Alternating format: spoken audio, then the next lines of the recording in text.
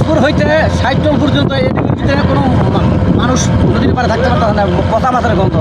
বিভিন্ন মাছ ময়রা, এই পচা পানি আইসে মাছ ময়রা বাইসে আছে নদীর পাড়াটা। এই যে কী অবস্থা, হাজার হাজার মাছ ময়রা বাইসে রয়েছে। এটি কিছু বলতে পারতেছে না, কী কারণে এই অবস্থা হইলো। পচা জল আমরা করে খাইয়া বাঁচি না, সব না খাইয়া মরতাছি।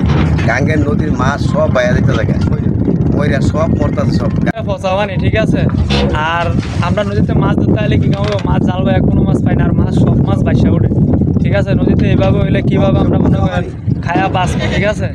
পচা পানি আর নদীতে মনে করেন আমাকে মনে করেন চলাটা মনে করেন বড়ই কষ্ট, ঠিক আছে।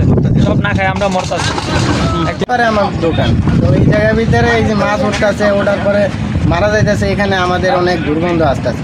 পার্শ্ববর্তী এলাকার ভিতরে অনেক মানুষ থাকতে পারতেছে না, কারণ এই জায়গায় মাছ মরা কিছু এই যে কালকা মাছ উঠছে, এমন পর্যায়ে মাছ উঠছে যেমন এই মরা মুরগি পচা গেলে যেমন খুব বারো হেমনে এই যে পানির ভিতরে ছিঁড় করে পোক ইয়া মাছ এমনি বাড়িতে আছে।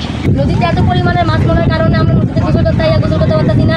আমাদের শরীর ঘামা সব চুলকে যাচ্ছে, আমরা ঠিক মতো এখানে কেউ গোসল করতে পারতেছি না, আমরা কেউ গোসল করতে পারতেছি করতে আইসি, এখন গোসল করতে পারতেছি না পচা পানির কারণে।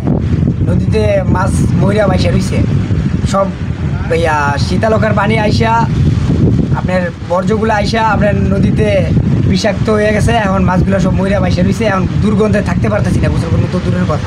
পানিতে অনেক মাছ কালকের থেকে আজকে এই পর্যন্ত দেখলাম যে অনেক মাছ মারা গেছে। তাহলে ওই শীতলকার দূষিত পানি আইসা নতুন ঢুকেছিলাম, অনেক প্রচুর মাছ মারা গেছে, থাকতে পারতেছি না আমরা মাছের মতো। শীতলকার পচা পানি আসছে, আমাদের মেঘনা নদীর মাছ সব মারা গেছে এবং গন্ধে বাঁচতে পারছি না আমরা এলাকাবাসী। শীতলকা নদীর যে পানি, এই ময়লা পানি আমার মেঘনা নদীর পুরা আপনার গজারের থেকে শুরু করে হরিণা পর্যন্ত পানি একদম শেষ হয়ে যেতেছে। এবং এই পানির কারণে আপনার প্রতি বছর এমন দিনও লক্ষ লক্ষ কোটি কোটি টাকার এই গুড়া মাছ ছোটো মাছ সব মাছ ময়রা একদম এই এলাকায় থাকাই যায় না। যেই দুর্গন্ধ হয়, এই দুর্গন্ধের কারণে এলাকায়ও থাকা যায় না, এত পরিমাণ মাছ মরে।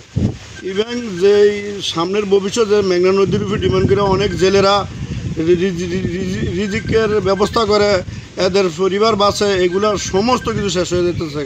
একদিকে জেলেরাও শেষ, একদিকে সারা বাংলাদেশের জনগণ যে মেঘনা নদীর মাছের উপর ডিমান্ড করে সেই মাছও শেষ। এই জন্য আমি বিনীত অনুরোধ করি সরকারের কাছে যে এই পানিটার, এই শীতলকার পানিটার কি ব্যবস্থা করা যায়, আমাদের মেঘনা তো শেষ করে ফেলাইতেছে।